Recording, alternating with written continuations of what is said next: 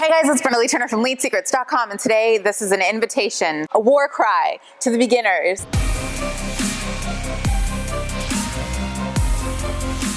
I'm gonna give you some things that will help ease your mind about going to the gym, some tips, form techniques, some different things that will help you get started. Are you ready? As a beginner, the first thing that you're gonna wanna pay attention to is your belief. What do you believe about yourself? What's the story that you're telling yourself about your health and fitness specifically? The things that you've been telling yourself your whole life are manifested in the way that you look on the outside. So if you've been telling yourself, I have a slow metabolism naturally, I will never be fit, it's just not in the cards for me, I don't have a lot of energy. Your body literally does anything you tell it to. If you tell your hands to open and close, your hands are going to open and close. If you tell your body, the cells in your body, that you are not physically fit, that you're always going to be overweight, then guess what? You're always going to be overweight. So first things first, check your attitude, check your beliefs, and start there. Now let's talk about posture. As a beginner, we have to get you standing up nice and straight. Posture is a direct reflection of what's going on up here. So let's start with the head.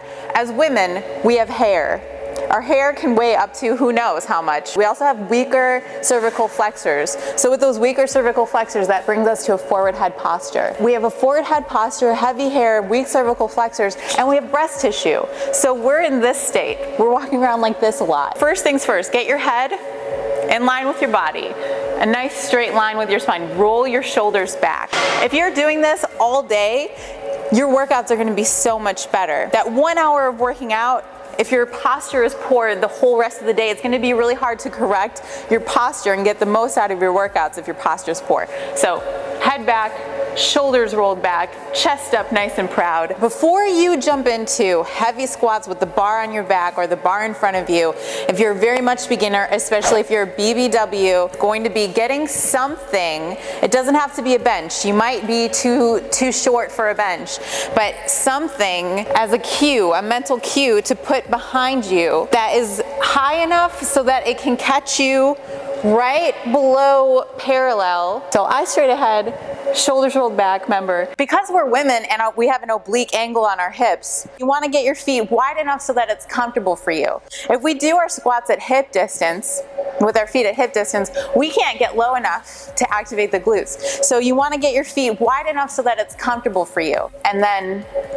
barely touching that cue. So pull-ups are so important for women to do because we have that breast tissue, because we have a tendency to have a little bit of kyphosis, and that can really be hard on the back muscles. Also, it's going to help boost your metabolism. Your back muscles contribute to such a large portion of the overall muscles in your body. So when you build up your back muscles, that's going to increase your metabolism. You don't have to worry about it if you can't do a full body weight pull-up. In fact, I really prefer doing assisted pull-ups because I can get more repetitions. If I just do body weight pull-ups only, I can only get like 5 or 6, and that really adds a thickness, which is fine and if that's what your goal is, but I feel more comfortable when I'm doing a little bit higher reps. Does that make sense? Okay, this is a little resistance band. This is going to support you in your pull-up. You take the long circular band, we're going to put it over the bar, and then we're going to just pull it through.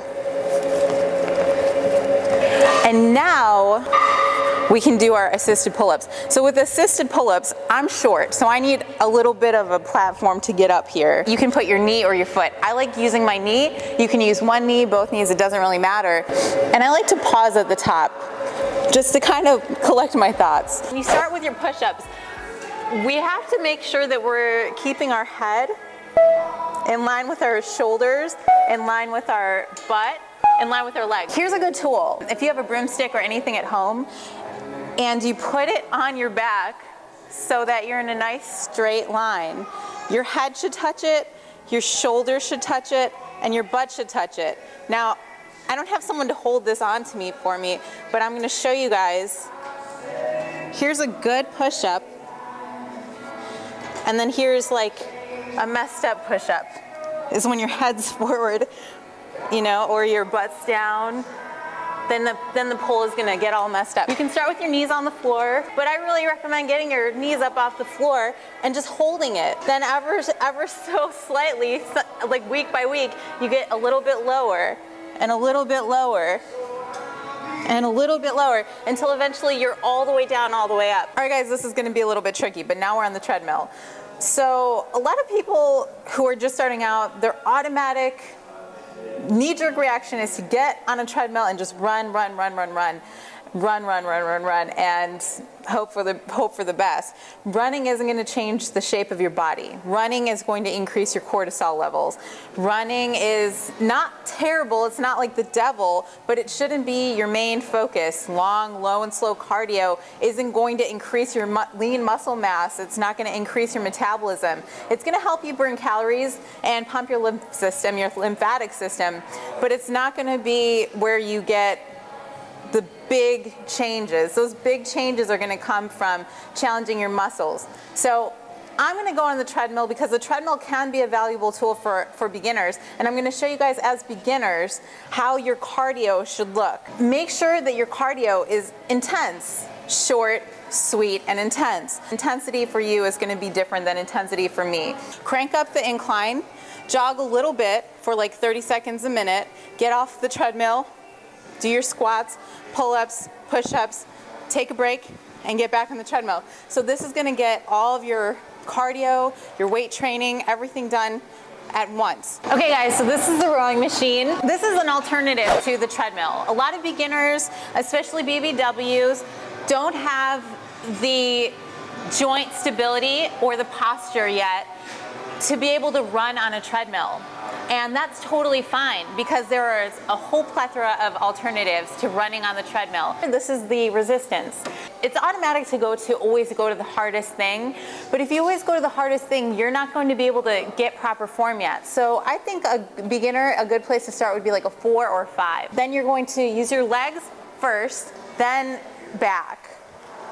Legs, then back.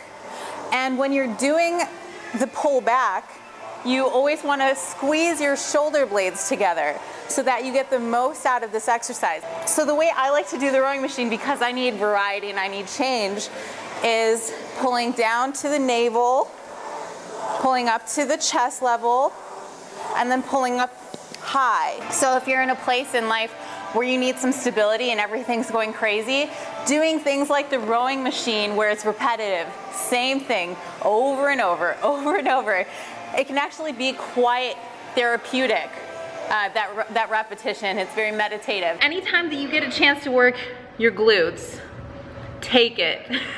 The glutes, like I said before, because we're sitting all day, our glutes get weak, and especially in women tend to be quadriceps dominant. Quadriceps dominant puts you at risk for injury of the knee, and it's just not very balanced. I'm just wanting everybody to be nice and balanced. So having a nice juicy booty is actually very good for your health. So we're gonna need a big Swiss ball, big enough so that when you sit on it, your hips are in line with your knees pretty much. Walk your feet forward towards the walls and move the ball so that your hips have enough room to dip down. They should be almost touching the floor. Okay, and now all we do is rest your head on the ball. That's gonna be more comfortable for you. And hands are on your hips. And then you're gonna squeeze up. Chin is off your chest. Everything's in a nice straight line. If you wanna add weights to this, you can, but you don't need to. Make sure you feel it here. If you feel it here and right under your butt, you're doing it the right way. Holding it at the top for 4, 3, 2, keeping it nice and straight. Okay, by the time that you've done these for about 2 or 3 weeks, your posterior chain, your butt is going to be already awakened. Your butt's gonna be like, oh, I remember, I'm alive. I should be firing right now. That's what you want. You want your butt to be awake. You don't want your butt to atrophy. This is such an extensive topic, and I have so much that I want to say, but I'm gonna cut it short and I'm gonna keep it right here. I kind of wanted to just make it like I was hanging out with you guys and kind of showing you some things that I feel are important. And by the way, so I have Carbs Done Right. It's on the way. There's just some stuff I need to finish, finishing touches, and I will see you guys in the next video. Thank you so much for watching. Bye. Wait, don't leave yet. I wanted to show you a post-workout meal. Listen up. If you want to eat carbohydrates, nothing wrong with some carbohydrates. A great time to eat those carbohydrates is within an hour or 2 after your workout. The sooner the better. Your muscles are ready and willing to take up all those carbohydrates. I got salmon, I got yuca, and I got some green veggies. If you like this video, don't forget to thumbs it up, Let me know you like it, and I will talk to you in the next video.